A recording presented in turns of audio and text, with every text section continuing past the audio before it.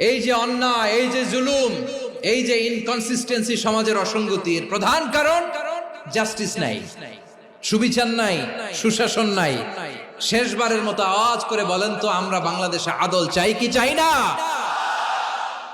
তাহলে প্রথম নির্দেশনা শেষ, আল্লাহ তাআলা তোমাদেরকে আদলের আদেশ দেন।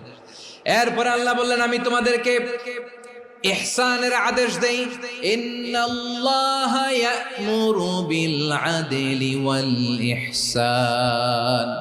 আমি তোমাদেরকে যেমনি আদলের নির্দেশনা দেই, তেমনি ভাবে তোমাদেরকে ইহসানের নির্দেশনা দেই। ইহসান, আওয়াজ করে সবাই বলেন তো ইহসান। ইহসান মানে কারো প্রতি সফট হার্টেড হওয়া, মহানুভব হওয়া, অনুগ্রহ পরায়ণ হওয়া, অনুগ্রহশীল হওয়া, একে অপরের প্রতি দয়াদ্র হওয়া।